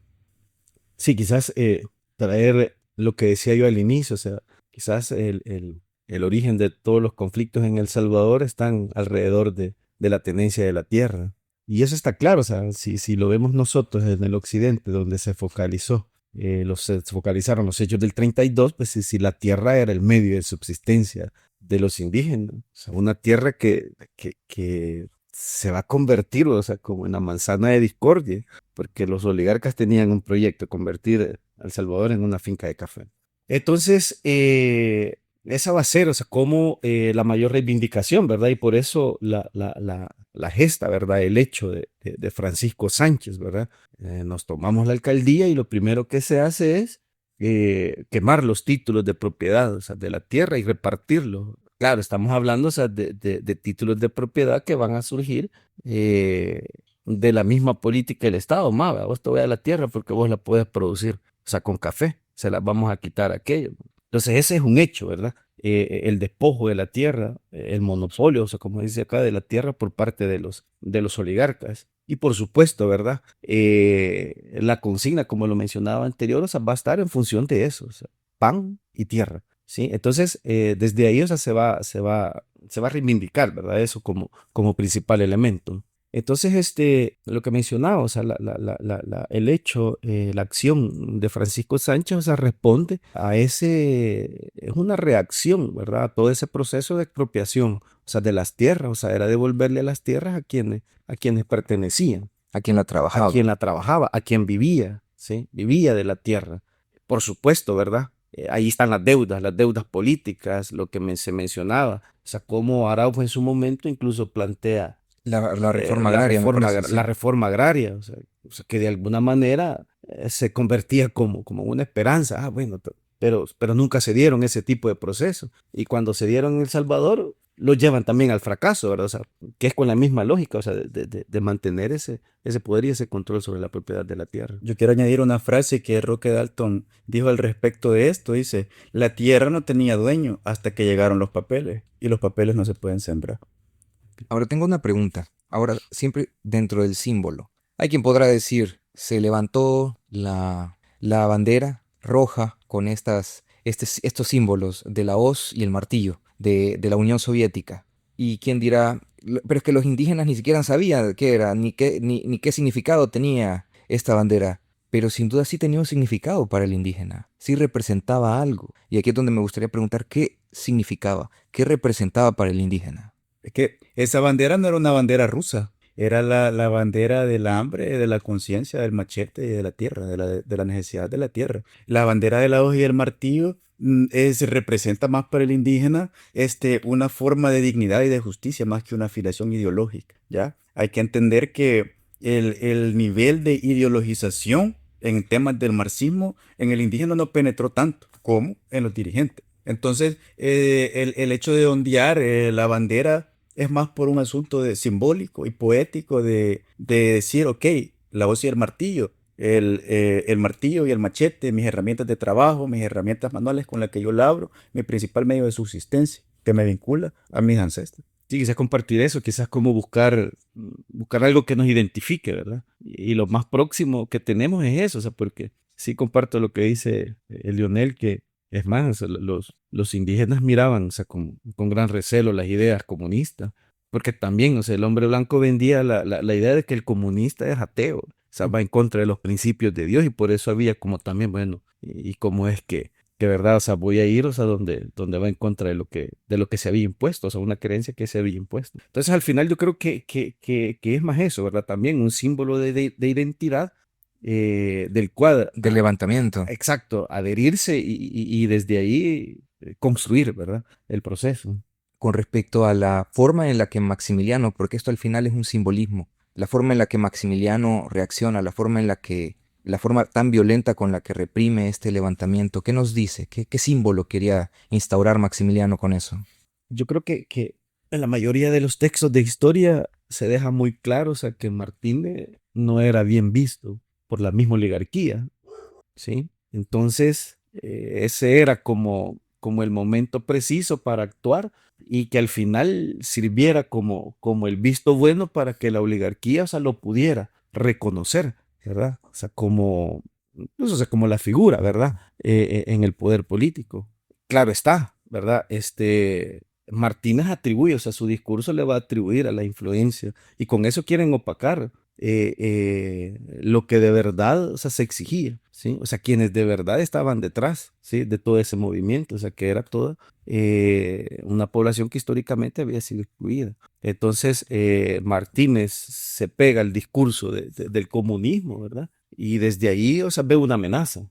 Claro está, o sea, obedecía también no solo a su idea, ¿verdad? A su forma, ¿cómo decirlo? Bien particular, ¿verdad? O sea, de establecer terror, ¿verdad? Y autoritarismo, sino que también estaba claro, o sea, de que un proyecto, o sea, como el del 32, atentaba contra los intereses de la oligarquía en este país. Entonces, desde ahí. Que algo que me gustaría preguntar, porque aquí sucede la masacre, y sucede y todo en El Salvador, en el territorio, se dio a conocer, pero ¿cómo se vendió para afuera? ¿Cómo aquí sucede y allá afuera se vende? ¿Cómo sucedió eso? ¿Qué decían? ¿Qué justificaban? Martínez tenía una necesidad. Todo aquel que llega por un golpe de Estado va a ser cuestionado, ya, porque llega precisamente por la fuerza. Martínez necesitaba venderse, tanto a sus jefes, a la oligarquía, como a nivel internacional, necesitaba legitimar su posición. Y qué mejor que crear una gran amenaza y decir, yo soy el que los va a salvar de esa amenaza, la amenaza del comunismo. Y había que congraciarse con sus jefes. Por eso acá hay que ver claro que no es únicamente la respuesta de Martínez la masacre, es la respuesta de la clase dominante. Entonces, aparte de que Martínez legitima su cargo, su acción genocida, también les ayuda a proteger el modelo de producción, porque la revuelta fue una amenaza para la oligarquía cafetalera y los cafetaleros le dijeron, hey, mire, ponga quieto a esos comunistas, a esos indios, chuñones, póngalos quietos, ¿ya? Entonces, proteger el modelo agroexportador. Por otro lado, me dejaron un mensaje claro de que todo intento de resistencia iba a ser contestado con el aniquilamiento y que aquí nos olvidáramos de revolución mexicana, de revolución bolchevique, de reclamaciones por la tierra, de mejoras salariales, de exigencia de derechos, ¿ya? Aquí se había dado un mensaje claro. Entonces, la insurrección, la oligarquía busca esa salida violenta, no solo porque tiene las herramientas militares para aplastar, conscientes de que los indígenas solo tenían machetes y hondillas, sino que se busca dejar un mensaje bien claro para la historia, no solo para la población de ese momento, para la historia. Quizás agregar algo que es el tema también las diferencias étnicas. Pues estamos hablando, o sea, de la figura indígena, o sea, que era, Martínez era mestizo. Entonces, y cómo, o sea, también, o sea, esa contradicción étnica, mestizos, indígenas, ladinos, ¿verdad? Y oligarcas. O sea, va a ser el reflejo, o sea, de lo que sucede, incluso después posterior, ¿verdad? O sea, la persecución y el aniquilamiento de todo lo que tuviera una imagen indígena. Y sobre la opinión de todo el país, ¿qué decía la parte central y la parte oriental de El Salvador respecto a lo que estaba sucediendo en la parte occidental? Bueno, se vivieron de diferentes maneras, de forma diferenciada en diferentes zonas del Salvador, ¿verdad? Zonas donde el Estado salvadoreño tenía mayor influencia mediática, la capital, por ejemplo. Pero, sin embargo, ya se venían dando una serie de huelgas. Bueno, hay que decir que la oligarquía estaba asustada. De algún modo estaba asustada porque estaban conscientes de lo que estaba pasando. Martínez estaba viendo esto con ojos de espía porque estaba al tanto de todos de los movimientos y tenía claro que le iba a preparar una respuesta brutal que aniquilara de cabeza esta situación. El hecho de la prensa al servicio del gobierno, pues fabricaban su versión de qué era lo que estaba ocurriendo. Pero en San Salvador ya venía una gran agitación. Se venían dando toques de queda, había una gran agitación, habían indicaciones desde los comités en los barrios, ya habían indicaciones de cómo prepararse para lo que se venía, que se sabía que era algo grande. En el oriente se vivió de manera diferenciada, pero la demanda por la tierra estaba. En Chalatenango se venían dando una serie de acciones, una serie de huelgas y también se vivía la tensión. Ahora, claro, cuando capturan a Farabundo, pues digamos la planificación y la insurrección, como dicen algunos autores, pues ya estaba condenada al fracaso. Pero es tanto el nivel de indignación, el nivel de conciencia de lo que se debía de hacer, que aunque se dan indicaciones para que se tenga, hay regiones donde, como el occidente de El Salvador, donde ya ni siquiera los representantes del Partido Comunista lo pudieron detener. Es más, el mismo Miguel Mármol lo dice, es que la última vez que llegamos nos iban a dar verga, porque las indicaciones que nosotros llegábamos era que esperaran, que esperaran, que esperaran. Y nos dijeron, bueno, ustedes la próxima vez que vengan a decir, porque están viniendo a detener lo que ya es inevitable. Ya están matando a la gente en San Salvador porque se habían dado fusilamientos en las plazas públicas, de capturaban personas acusadas de estar planificando la insurrección y entonces las indicaciones eran que había que esperar. Entonces ya no se pudo contener y en Occidente sí reventó. Aquí tengo algunas portadas de periódicos, fíjate. La prensa dijo, ha sido totalmente dominado por el gobierno, el movimiento comunista. ¿Cómo fue el ataque de los comunistas al cuartel de Sonsonate la noche del 22? Bloc de maestros de escuela en contra de los comunistas. En Huayúa, Izalco, Tacuba, Teotepeque, Salcoatitán, Nahuizalco y Colón fueron derrotados los grupos rojos. Ahí podemos ver la narrativa que se estaba instalando en ese momento.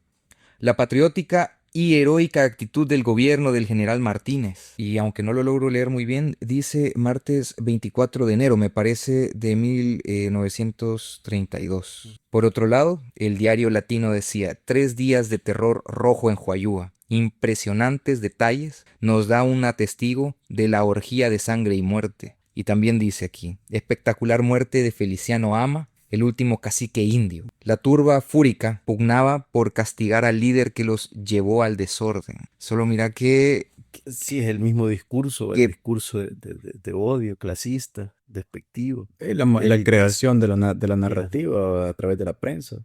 aquí hay otro, mira, aquí hay otro, déjame leértelo. Dice, el gobierno hace declaraciones sobre la última intentona del comunismo, dice. Se decreta el estado de sitio en 6 departamentos del país. Y aquí una fotografía de Farabundo. Aquí tengo otro, mira, de la prensa siempre dice. Fueron fusilados esta mañana a las 7:04 los cabecillas comunistas, Martí, Luna y Zapata. La ejecución se efectuó en el muro norte del cementerio general. Hablando de cómo se vive la represión en el oriente del Salvador, en el norte del Salvador, si bien no hubieron levantamientos o alzamientos graves o combates de gran envergadura, pero sí hubo represión, porque se vivió un ambiente de tensión y se militarizaron estas ciudades. Frente a eso dice Roque Dalton en las historias prohibidas de Pulgarcito. En Chalatenango no hubo guerra, pero hubieron muertos. No hubieron insurgentes, pero hubieron cadáveres. Y es justamente lo que se hace después de reprimir en el occidente. En el oriente, en la zona norte, se identifican campesinos, profesores, estudiantes y todo aquel que era sospechoso de ser comunista. Y se dan fusilamientos, incluso en ciudades como Berlín y Quilisco. Sumémosle a esto que en el Golfo de Fonseca, en el puerto de la Unión, estaban los buques estadounidenses vigilantes de una revolución comunista. Como dice López Bernal, no importaba si habías participado en algo o no. Si no sabías leer y eras pobre, eras sospechoso. Bueno, y como vamos viendo, no solo fue una masacre militar, sino también una masacre mediática al nivel nacional. Aquí me gustaría preguntar, ¿la brutalidad del régimen en 1932 fue solo el intento de aplastar el levantamiento o buscaba borrar toda posibilidad de resistencias futuras, desde la identidad cultural hasta la organización social? Ambas cosas, ambas cosas. Recordemos que el 32 sucede en un contexto de miedo al comunismo que se había dispersado en América Latina, de satanización del comunismo, y toda exigencia de la tierra, fuera en boca de comunistas o no, era tildada de comunista y por ende era una amenaza. En este contexto se busca el aplastamiento inmediato del alzamiento de la rebelión que tenía asustada a los cafetaleros. También se busca dar un mensaje de cara al futuro de cualquier intento de resistencia y va a ser aniquilado. Pero también un mensaje claro, pues también hacia sus aliados extranjeros y locales de para quién estaban gobernando. Sí, creo que a, a corto plazo, digamos, de manera inmediata, sí, ¿verdad? Consistía en aplastar, ¿verdad? O sea, la insurrección. La reacción del ejército fue inmediata, ¿verdad? Y en poco tiempo, o sea, logró, o sea, detener la insurrección. O sea, si lo vemos a mediano plazo, se inicia todo un proceso de persecución y de represión sistematizada. Obligan a los indígenas a salir, o sea, de sus casas, o sea, tras el miedo. Los obligan a irse a empadronar, sacar una cédula para decir que ese iba a ser un salvoconducto y no los iban a acusar de ser comunistas. O sea, sin embargo, estos mismos están haciendo las filas para poder sacar su cédula y los masacran, el ejército los masacra. Entonces, ¿qué significa eso, verdad? O sea, significa matar, ¿verdad? O sea, matar, o sea, cualquier insinuación que pueda haber, ¿verdad? Posterior. Erradicar.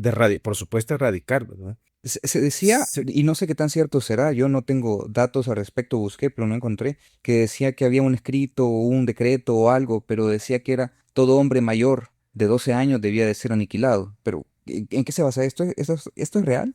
No hay un registro como tal, ¿verdad? Pero lo que sí se va a dar, por ejemplo, la persecución sobre las listas que habían de los líderes, tanto comunistas como campesinos que se habían inscrito en las elecciones en el Partido Comunista. O sea, toda esta gente la van a sacar de su casa y la masacran. O sea, lo otro fue el tema de lo que significó a partir de la matanza el hecho de vestirse con el traje típico, característico. Entonces, eso era sinónimo de ser comunista. Entonces, la gente comenzó, ¿verdad?, a cambiar, a esconderse, a ocultar, o sea, su forma de vestir, de hablar, o sea, porque eso significaba un peligro, o sea, la muerte.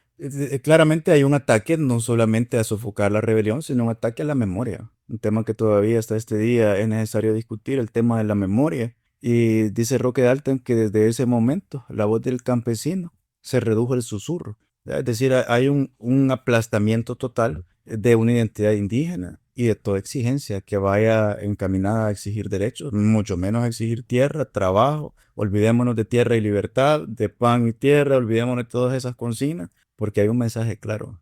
Aquí yo puedo entender y voy viendo que prácticamente la idea del comunismo fue solo una herramienta, un chivo expiatorio, un elemento que se utilizó solo para tenerlo de excusa y poder borrar cualquier oposición, cualquier lucha, cualquier deseo de un cambio o progreso respecto a las condiciones en las que vivían los indígenas.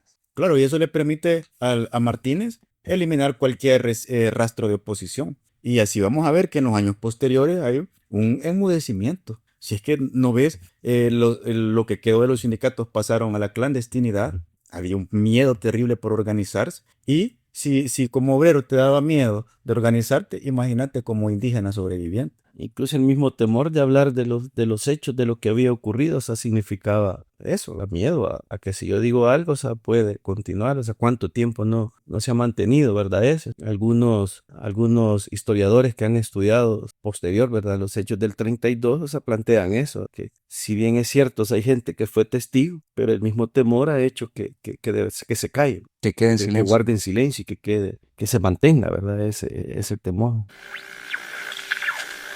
Capítulo 6. El tiempo de la amnesia obligatoria. Con la masacre de 1932, el régimen de Martínez consolidó su poder, pero también creó un trauma histórico que resonaría en la memoria colectiva del país. La identidad indígena y campesina quedó profundamente marcada, al igual que las aspiraciones del cambio. Cuando las últimas llamas de la insurrección campesina de 1932 se apagaron, lo que quedó no solo fueron cuerpos esparcidos en los campos y en las calles de Occidente, sino también una herida profunda en la memoria colectiva de El Salvador. La masacre y la represión no solo buscaron aplastar una revuelta, sino borrar toda idea y síntoma de resistencia en el futuro. Los días posteriores a la masacre fueron un espectáculo de terror. En Izalco, Tacuba y Nahuizalco, los soldados recorrieron los pueblos, capturando y ejecutando a sospechosos. No importaba si eran insurgentes o simples campesinos. El único requisito para morir parecía ser pertenecer a una clase marginada. Las víctimas eran enterradas en fosas comunes o sus cuerpos quedaban expuestos como advertencia. La violencia del régimen marcó un punto de inflexión en la relación entre el Estado y las comunidades indígenas. Estas, aterrorizadas por el alcance de la represión, comenzaron a borrar sus signos visibles de identidad. Las madres dejaron de usar sus trajes tradicionales, el idioma náhuatl se sumió en el silencio y las costumbres ancestrales se ocultaron en un esfuerzo de sobrevivir. En menos de una generación, gran parte de la herencia indígena de El Salvador había sido silenciada. La amnesia nacional había comenzado. Maximiliano Hernández Martínez no solo había consolidado su poder tras la insurrección, también controló la narrativa. La masacre fue representada como una acción necesaria para proteger al país de los peligros del comunismo. Este discurso no solo justificó la violencia, sino que también delegitimó cualquier intento futuro de organización campesina. En las décadas siguientes, hablar de 1932 se convirtió en un tema de tabú, relegando al susurro en las comunidades rurales y el silencio de las aulas de clase. En la memoria histórica, la ejecución de Farabundo Martí, Alfonso Luna y Mario Zapata elevó a estos hombres al estatus de mártires. Para las comunidades que habían participado en la insurrección, sus nombres representaban el ideal de una lucha justa y necesaria. Sin embargo, el régimen se aseguró de borrar sus nombres de la memoria en el ámbito del público.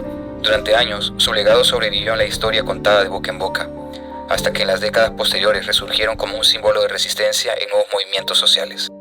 El trauma ocasionado por la masacre de 1932 dejó cicatrices profundas en el tejido social de El Salvador. El miedo y la represión frenaron por décadas la organización campesina, y las desigualdades que habían sido el motivo del levantamiento seguían siendo una constante. Pero más allá del miedo, quedó un eco, la certeza de que, incluso en las condiciones más adversas, el pueblo salvadoreño había demostrado que podía alzarse para exigir justicia. Con el tiempo, académicos, artistas y activistas han trabajado para recuperar la memoria de 1932, desde el escritor Roque Dalton hasta investigaciones de historiadores contemporáneos. El levantamiento y la masacre han sido interpretados no como un episodio de caos, sino como un grito de dignidad y resistencia. Sin embargo, el proceso de reconciliación con este pasado sigue siendo incompleto. Las demandas de justicia social, tierra y derechos humanos que motivaron la insurrección permanecen vigentes, y el fantasma de 1932 continúa habitando en la historia de El Salvador.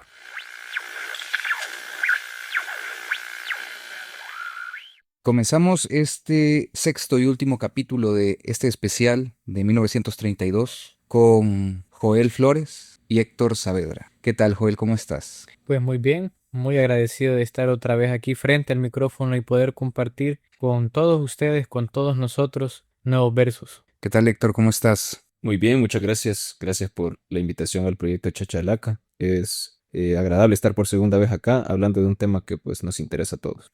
Ok, en esta última parte vamos a hablar de los efectos colaterales de 1932 en la historia, en la cultura, en todo lo que llega hasta nuestros días. Entonces, me gustaría comenzar con esta pregunta. ¿Cómo afectaron estos eventos de 1932 a las comunidades campesinas e indígenas que sobrevivieron a la masacre? Podemos ver el primer rasgo devastador, que es la pérdida de vidas. Realmente nosotros cuando examinamos la historia solemos ser bastante fríos con los números y no dimensionamos la cantidad enorme de personas que murieron y que cada una de esas personas eran individuos con sueños, con aspiraciones y desde luego que tenían también la esperanza de un futuro mejor, de una transformación de la sociedad. Ahora, otro rasgo interesante es que la mayoría de todos los campesinos indígenas que son asesinados son hombres, lo que hace que cambie también las relaciones sociales y las relaciones económicas dentro de un modelo económico que ya sabemos tiene ciertos patrones ya definidos para el hombre en su actividad productiva. Es decir, pongámonos a pensar y después que murieron tantos hombres en esa coyuntura, ¿quién iba a ser ahora el sostén de muchos hogares? ¿Quién iba a ser ahora? Y eran los hombres, me imagino, más vigorosos que estaban en la edad de mayor productividad económica, pero ahora estaban ya despojados de esos hogares, no solamente de sus papás, de sus hermanos mayores, de sus tíos, de sus abuelos, sino que veían cada vez menos la esperanza de poder alcanzar un estatus de equilibrio económico. Otro elemento, aquí se pierden tierras también. O sea, si bien es cierto, venía un proceso de despojo de las tierras en mediados y fines del siglo XIX, con la masacre de 1932, al morir las personas, que muchas de ellas eran propietarias todavía de parcelas, hay un robo también sistemático de quienes aprovechan ese dolor para poder apropiarse de una manera ilegítima de esas propiedades. Claro, eso lo estamos viendo desde un terreno económico, pero también si lo vemos desde el terreno cultural, muy bien lo decía el texto precedente, existe un silenciamiento cultural a las expresiones humanas de los grupos indígenas, entre ellos la mitología, porque veamos que la mitología vuelve a reverdecer con la imagen de la carreta chillona, porque la carreta chillona ahora llevaba los cuerpos de los miles de masacrados en 1932, siempre bajo el escombro del miedo. Y culturalmente el idioma náhuatl, que a pesar de que algunos dicen que era de otro proceso sistemático de la pérdida de la lengua, lo cierto es que ahí murieron hablantes de náhuatl. También que cargaban con una gran colección de narrativas ancestrales, mucho conocimiento se perdió ahí y pues hay muchas cosas más, ¿verdad, Héctor? Sí, precisamente los costos humanos, los costos de sangre, el gigantesco peso para una sociedad que no estamos hablando de una cantidad de 6 millones de personas que vivimos ahora en el territorio, sino que son mucho menos. Estamos hablando de que es al menos un 30 o 40% menos de la población que hoy tenemos. En aquel tiempo fue diezmada una importante cantidad de pobladores que tenían ese carácter, ¿verdad?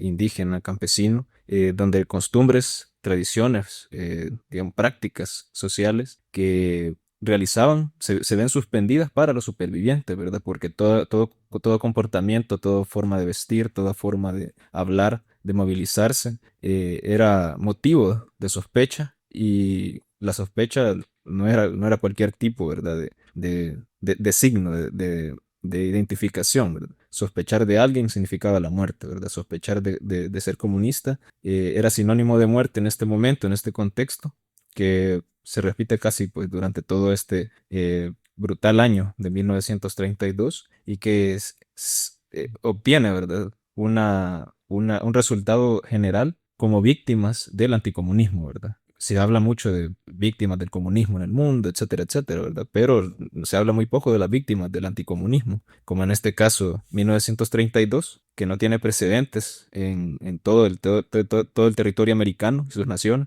y que van a seguirse prolongando durante esa época, ¿verdad? Estados Unidos lanza una serie de políticas anticomunistas en el mundo, frentes anticomunistas que se ven replicados en las guerras de liberación nacional desde los años 60 hasta los 90, como en el caso de Guatemala. Guatemala tiene el caso de que tiene un montón de frentes anticomunistas abiertamente declarados y se masacran indígenas ahí, ¿verdad? Estamos hablando de que las víctimas del conflicto armado en Guatemala son de 200.000, la guerra civil en El Salvador son 75.000 más o menos, y bueno, no, en 1932 no se queda, ¿verdad? Solo ahí, ¿verdad? Hay pequeñas repeticiones de esa política anticomunista en el mundo que no se detiene, ¿verdad?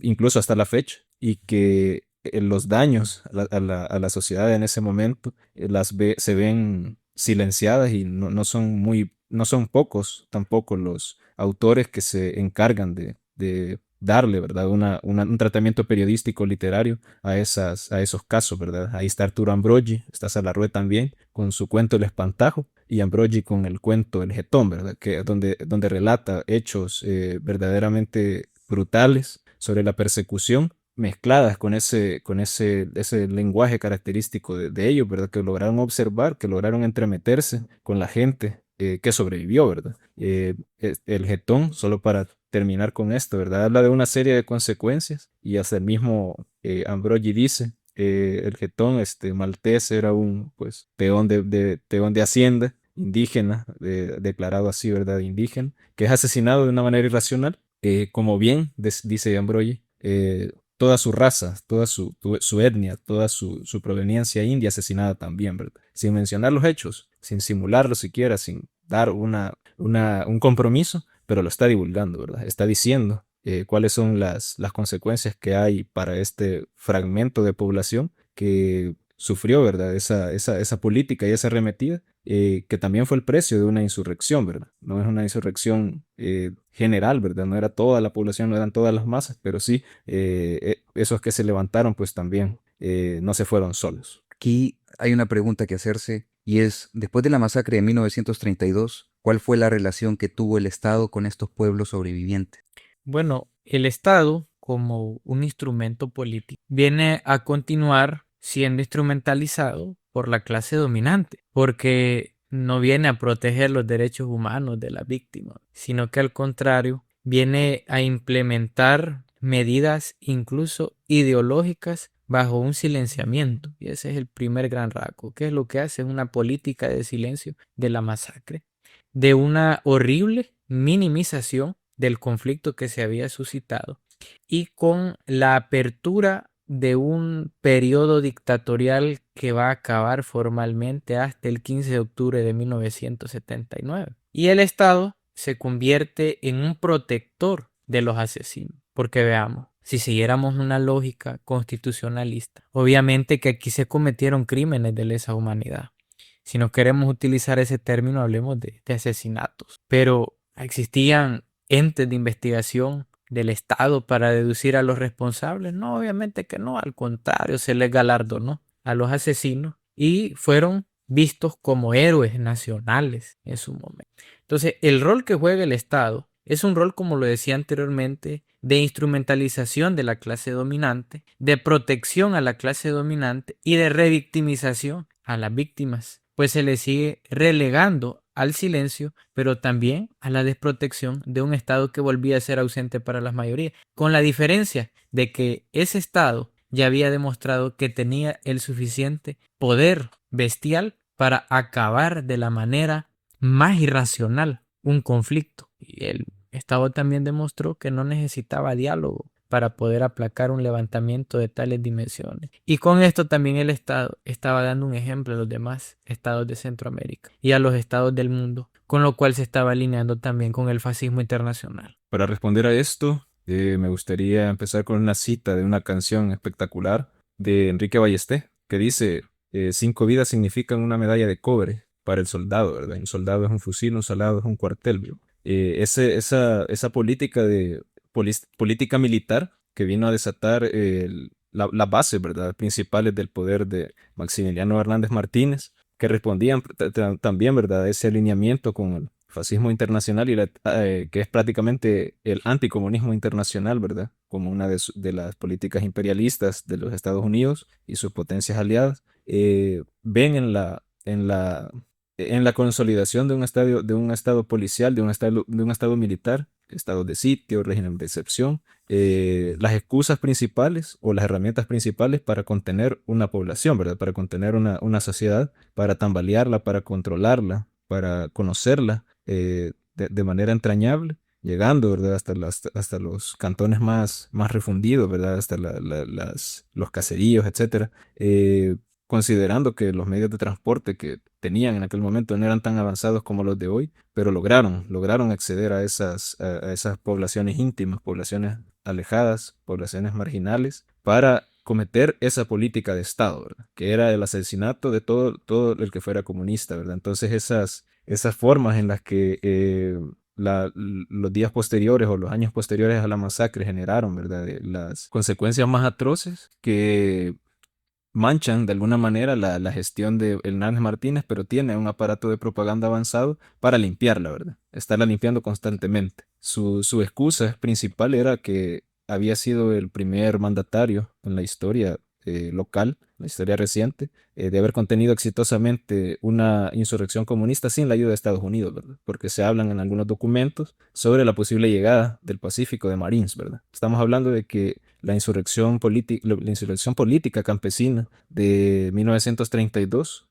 orquestada por el Partido Comunista, las cofradías y otras organizaciones regionales incluso, porque no solo en El Salvador hubo masacre de campesinos y de comunistas, sino que también los hubo en Honduras y los hubo en Guatemala con el recién fundado PGT y algunos hondureños, ¿verdad? Como Juan Pablo Wainwright y otros, ¿verdad? Que fueron también partícipes de esa elaboración de proyecto, no precisamente comunista, pero de tendencia centroamericana, de organización campesina, ¿verdad? Entonces, toda esa gestión gubernamental, gestión de Estado, que le marcó un éxito rotundo a Martínez y que fue también un presidente muy adorado en su momento, lleva a que encima de sus manos manchadas de sangre también estuviera el brillo de una república próspera en el producto cafetalero y que también, ¿verdad? Sus creencias como brujo, como sus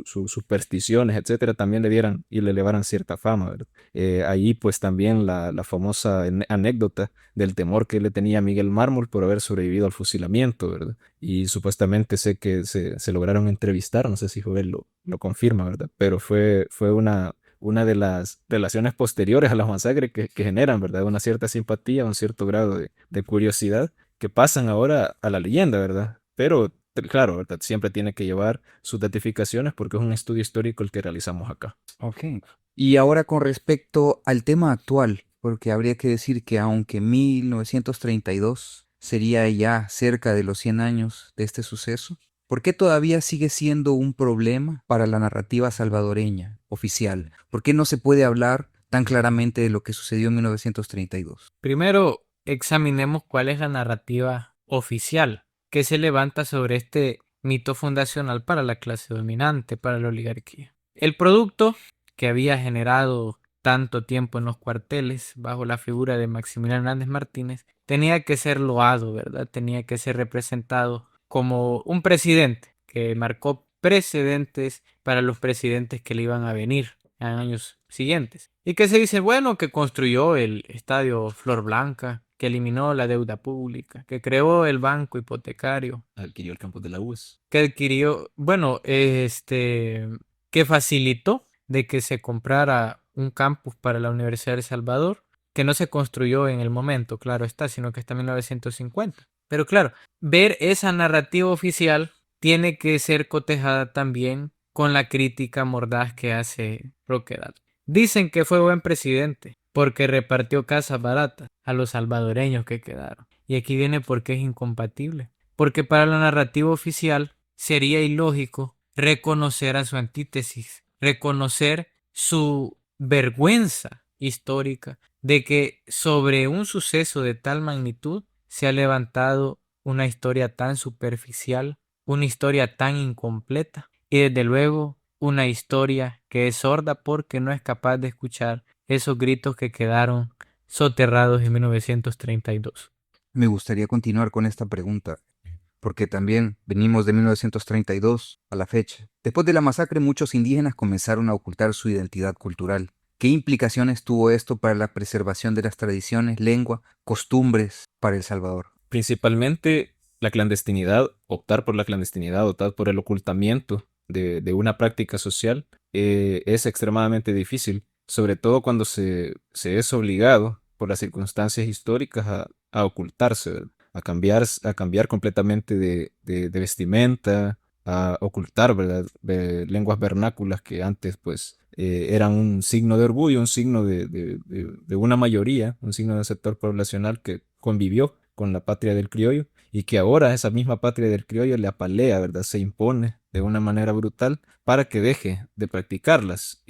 Claro, no es un odio al indio precisamente, sino un odio al comunismo, ¿verdad? Y un odio a un comunismo que apenas se entendía, ¿verdad? Creo que el Martínez, al ser, pues Hernández Martínez, al ser el primer gobernante militar o el primer dictador militar de la zona, de la región centroamericana, tenía una gran responsabilidad en sus manos, de dar el ejemplo, ¿verdad? Como bien lo mencionaba Joel, a otros que vinieron como Ubico y Carías, ¿verdad? En Honduras, Ubico en Guatemala, que también tienen esa infamia, ¿verdad? De haber, pues, ejercido una represión brutal en contra del comunismo. Claro, El Salvador era prácticamente esa lumbrera, ¿verdad? Volcánica que organizó una insurrección popular de gran tamaño, ¿verdad? De grandes efectos y de una respuesta también, ¿verdad? En esa misma proporción ejercida contra esta población, ¿verdad? Entonces no es solamente una forma de renunciar al pasado, de renunciar a las costumbres, de renunciar a las vinculaciones o la cosmovisión que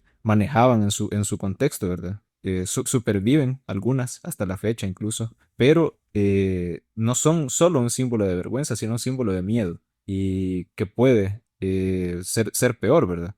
Morir por lo que pienso, morir por lo que soy, o sobrevivir, ¿verdad? Haciendo una transición, haciendo una especie de cambio, una especie de ocultamiento por miedo a que se me mate, ¿verdad? Creo que esos efectos dañinos que nunca fueron reparados a la fecha, ¿verdad? Si queremos hablar de reparación, ¿verdad? Que sería prácticamente un cambio de estado completamente, ¿verdad? Un cambio social, un vuelco de sociedad directo, que no llega ni siquiera con la guerra civil salvadoreña, que ya en 1980, ¿verdad? Esa época convulsa, ese año de las masas, se habla de reivindicar también a los mártires de 1932 y se pelea por ello, ¿verdad? Se le retrae, ¿verdad? Entonces, para mí, esos efectos de que se dice que su cultura fue negada y todo eso, son retomados en muchas formas porque la voluntad de las masas en este año específico hace que renazcan figuras como Farabundo Martí, como Francisco Sánchez, y que un poco de lo viejo, un poco de lo que quedó atrás, un poco de lo que lograron heredar de esas tradiciones del Partido Comunista, de las cofradías y de las organizaciones, se conservan hasta esta fecha y se exponencian, ¿verdad? O se multiplican de una manera general entre la población y entre las organizaciones que desprecian y tienen la capacidad política y militar también de enfrentar a la dictadura, que ya pues nunca terminó, de hecho, en 1980, aunque oficialmente el presidente ya no era una dictadura, sino pequeñas juntas temporales de gobierno, pero que siempre tenían al aparato militar y a la inteligencia gringa, ¿verdad? Y al ejército gringo y a su financiamiento en este territorio. Y retomando un poco el tema de las figuras, Farabundo Martí, Alfonso Luna y Mario Zapata. Me gustaría que pudiéramos hablar un poco de ellos. Comencemos por Farabundo Martí. Farabundo Martí, este personaje que es bandera de un partido político en la actualidad. Sin embargo, Farabundo Martí en 1932 tiene un contexto, tiene una realidad muy diferente, pero que lleva cierta relación con la que se vivió en los años 70 u 80. Pero ¿qué significa una persona como Farabundo Martí en la década de los 30? Una pregunta tremenda. Agustín Farabundo Martí, nacido en Teotepeque, el 5 de mayo de 1893, estudiante muy prolífico de la Facultad de Derecho de la Universidad de El Salvador. Estuvo desde muy joven en las luchas reivindicativas frente a una de las dinastías que hay que estudiarlas por su brutalidad, la dinastía Meléndez Quiñones. Y en esa coyuntura sobresale también la figura de José Luis Barrientos, quien también era un estudiante brillante de Derecho. Ambos se configuraron como individuos muy opuestos al régimen, lo que les valió el exilio para Guatemala.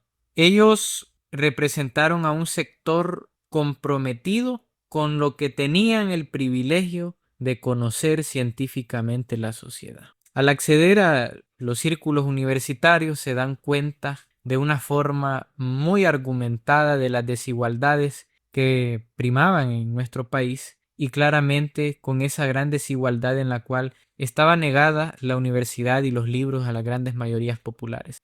En respuesta a ello, Farabundo Martí fue un organizador de aspiración centroamericanista, pues que sabía que la lucha no podría circunscribirse únicamente al territorio salvadoreño. Farabundo, como otros líderes de su tiempo, reconocieron que la pertenencia hacia la tierra conformaba una identidad mucho más coherente que frente a esas banderitas feudales que venían premiando durante tanto tiempo, durante la época colonial. Y veamos que la figura de Farabundo Martí también tiene una gran semejanza con la figura de Augusto César Sandino, Augusto Calderón Sandino, porque ambos se enfrentan a su tiempo, uno bajo una representación de la soberanía nacional más fuerte que el otro, y el otro bajo una liberación popular. Y es justamente esa tesis de la liberación popular la que forma el ejemplo para que lleve el nombre de un frente guerrillero que se constituye el 10 de octubre de 1980 como Frente Farabundo Martí para la Liberación Nacional, que no hay que confundirlo en ningún momento con el partido electoral que se inscribe en la nueva dinámica electoral de la posguerra y que actualmente sí, el partido lleva el nombre de Farabundo Martí, como también el partido actual, el gobierno de Nicaragua lleva el nombre de Augusto César Sandino entre sus letras, lo cual es un legado histórico de estos personajes que asumieron el tiempo, asumieron los problemas que aquejaban a la sociedad centroamericana y desde luego que estuvieron dispuestos a vivir errantes, a renunciar a sus privilegios y sobre todo a arriesgar sus vidas, porque tanto Farabundo Martí como Augusto César Sandino en sus contextos terminan siendo asesinados y, por qué no decirlo, terminan siendo traicionados. Farabundo fusilado en febrero de 1932 y Augusto César Sandino en 1934, si no me equivoco. En 1928, en la selva de la Segovia, Farabundo Martí estaba combatiendo junto a Augusto César Sandino, y es de aquí donde proviene esa famosa frase, según dice Jorge Arias Gómez. Estaba pues escribiendo en una especie de casetita en un campamento y de repente se escucharon las avionetas en el aire, ¿verdad? Por sobre la selva, y se dice que Farabundo, ese libro de Arias Gómez no es como muy histórico, sino que es casi novelado, pero bastante buenos son datos, ¿verdad? Obtenidos de alguna manera. Y dice, bueno, si la historia no se puede escribir con la pluma, se debe escribir con el fusil. Entonces esa tesis, una tesis muy dialéctica, muy marxista, hace que Farabundo tenga esa experiencia provenida de los exilios, ¿verdad? Múltiples que él recibió, y tanto su militancia como cuadro organizador centroamericano en la Federación Regional, en una no fecunda, en un no fecundo intento de fundar un partido comunista de tendencia centroamericana, hace que se enfoque en El Salvador, y acá se funde, ¿verdad?, el Partido Comunista Salvadoreño. Dentro de su experiencia como en la universidad, ¿verdad? Se logra relacionar de alguna manera con los jóvenes Alfonso Luna y Mario Zapata, con los cuales él es encarcelado, ¿verdad? Él es atrapado en el centro de San Salvador y hundido en las mazmorras mucho tiempo antes de la insurrección, ¿verdad? Entonces Miguel Mármol relata que al estar él preso, ¿verdad?, uno de los principales, de hecho, siempre menciona la irreemplazabilidad del negro, dice, el negro Farabundo Martí, era un líder, un cuadro irreemplazable, ¿verdad? No se podía, creo que la insurrección no hubiese sido lo mismo sin Farabundo, ¿verdad? Y obviamente sin o muchas otras personas que estaban involucradas también en algunas conspiraciones militares al interior de cuarteles que pudieron, ¿verdad?, ser esas principales abastecimientos de armas liberadas, ¿verdad?, de lo cual se careció, y aún así el mismo Mármol relata que los campesinos en el occidente estaban propuestos a realizar la insurrección, ¿verdad? Entonces esa es una de las debilidades del movimiento. Farabundo estaba en la cárcel y ahí pues estaban los alumnos, Alfonso Luna y Mario Zapata, estudiantes que publicaban un periódico que se llamaba Estrella Roja, ¿verdad? Un periódico de la universidad, periódico subversivo. Estrella Roja nos dice mucho de la ideología o la tendencia de la cual ese periódico hablaba y se expresaba, ¿verdad?, a otro tipo de trincheras como lo son la intelectual estudiantil, ¿verdad?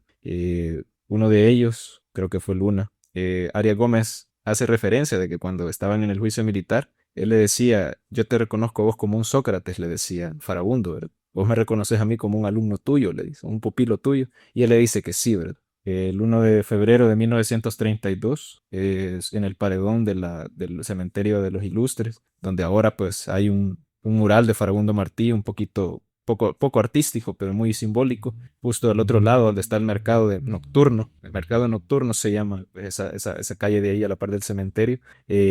Son fusilados Mario Zapata, Alfonso Luna y Farabundo Martí.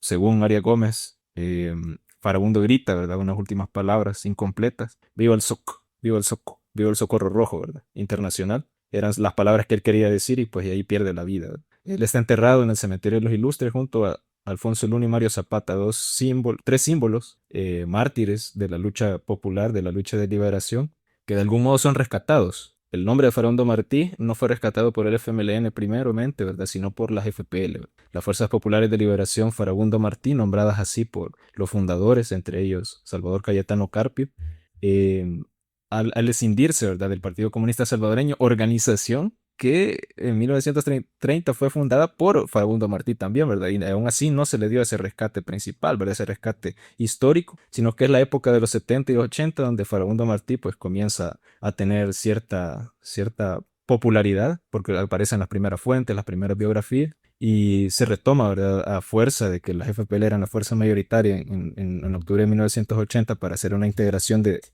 todas las organizaciones guerrilleras para que el Frente de Liberación Nacional llevara el nombre de Farabundo Martí. Y hablando siempre de las FPL, que nace con ese sentimiento reivindicativo y de hacer justicia al nombre de Farabundo Martí, el 12 de julio de 1977 se ejecuta el ajusticiamiento de Osmín Aguirre y Salinas por parte de un comando urbano de las FPL, teniendo en consideración que Osmín Aguirre y Salinas había sido uno de los autores directos de la orden de asesinato a Farabundo Martí el 1 de febrero de 1932 junto a los camaradas Alfonso Luna y Mario Zapata, que como bien se había dicho, eran también estudiantes de Derecho de la Universidad de El Salvador y, por qué no decirlo, que habían entendido bien el derecho y el sentimiento de justicia que debe de imprimir antes que el deber normativo. Duro, duro, dato duro, man. Increíble. Bueno, ya vamos a ir terminando este episodio. La verdad es que hay muchas cosas que dan pie a otros temas más adelante, como el martinato, las consecuencias de 1932 y cómo se arrastran hasta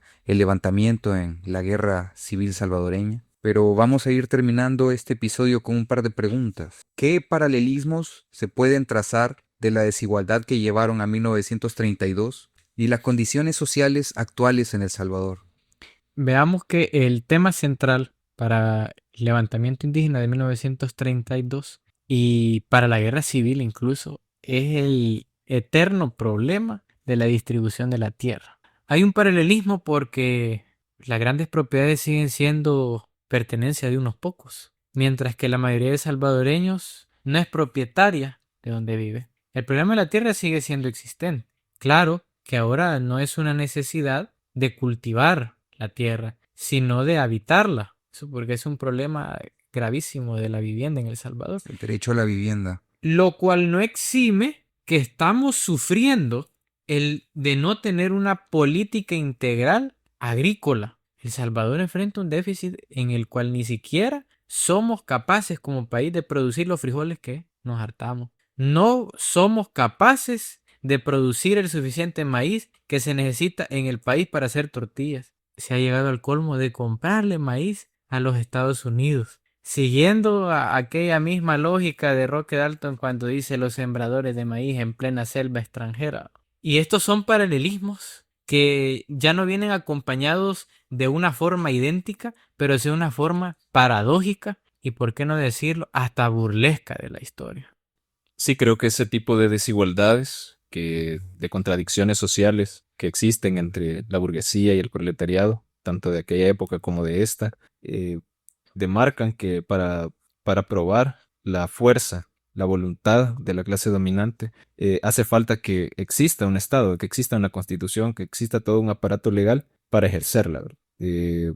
Que es también pues, una tesis marxista, ¿verdad? El derecho no es sino la voluntad de la clase dominante erigida en ley. Y es precisamente la forma en la que llega Martínez a través de un golpe de Estado ambiguo, en que la presidencia de Araujo había sido pues desaprobada completamente por la oligarquía, y la oligarquía ahora apoyaba, ¿verdad? Que existiera una dictadura militar generada a partir de ese tipo de condiciones que no eran de todo ignoradas por la clase dominante y sus aparatos de inteligencia en aquel momento, ¿verdad? Sino que los ecos de la organización popular y de la aprobación de las reformas progresistas de Araujo hacen que el Partido Comunista también entre en simpatía con las masas, sobre todo en las de Occidente, para ir a las elecciones municipales, ¿verdad? Entonces esa forma en la que el dictador se impone ante las elecciones, bloquea urnas,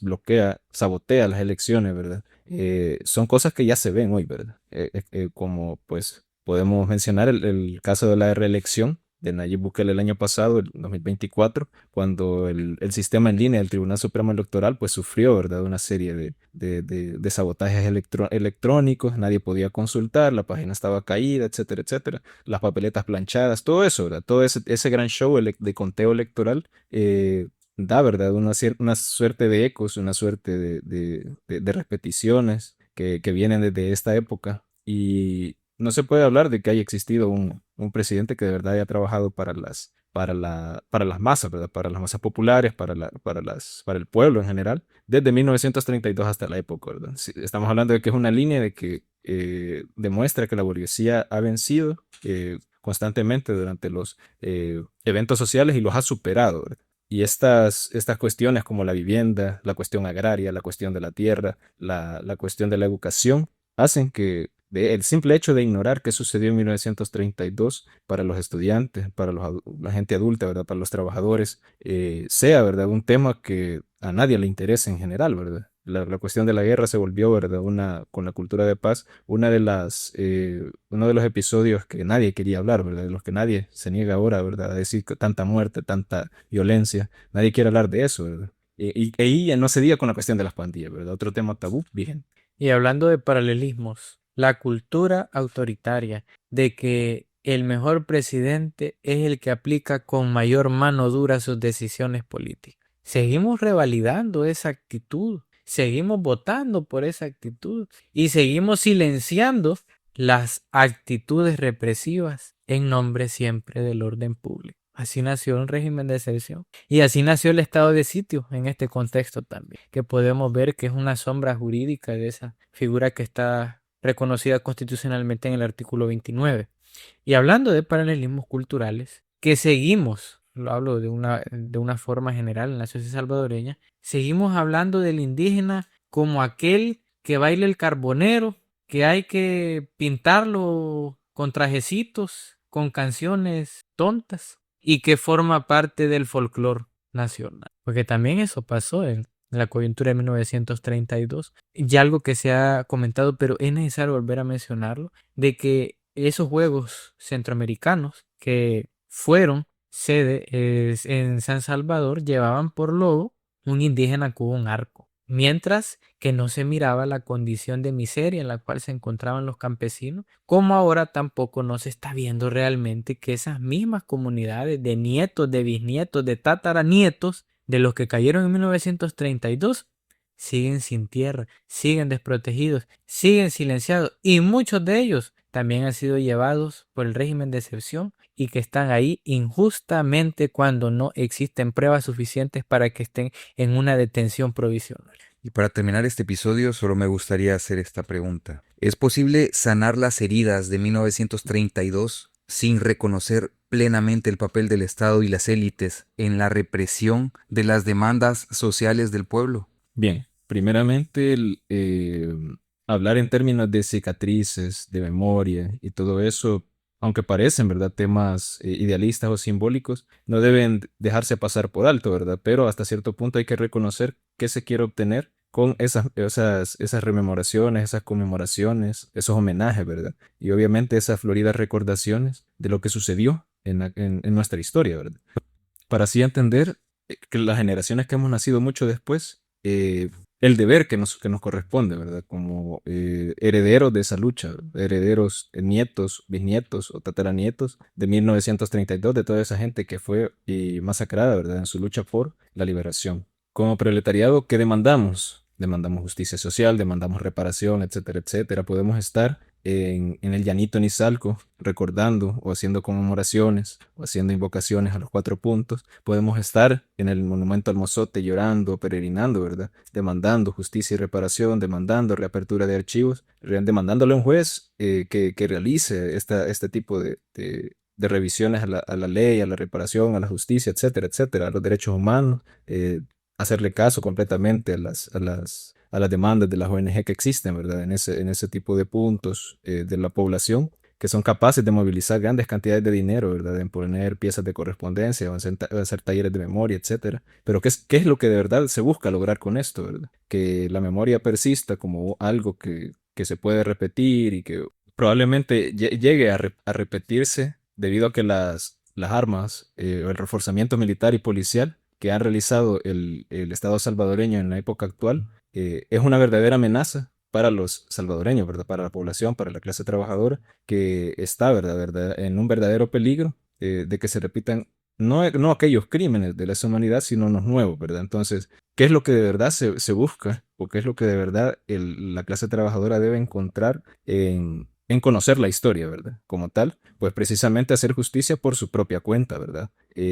Dice el camarada Vladimir Lenin que salvo el poder, todo es ilusión, ¿verdad? Si con llorar o con rememorar o con hacer algún acto, ¿verdad? De memoria, claro, se logra que el eco de la propaganda, el eco de la historia de la lucha de algunos de nuestros mártires se conozca, se reconozca, pero eso también hace que la oposición, ¿verdad? Bueno, que el oficialismo realice sus acciones atroces en contra de la propia historia, ¿verdad? Ellos controlan la educación, ellos controlan el Estado, ellos controlan el aparato ideológico, controlan lo que pensamos, lo que decimos, lo que comemos. Y claro, es una lucha de resistencia constante, pero si nosotros buscamos tomar, ¿verdad? Esos aparatos del Estado, esos aparatos ideológicos, dominarlos y regir, ¿verdad? Bajo una dictadura proletaria,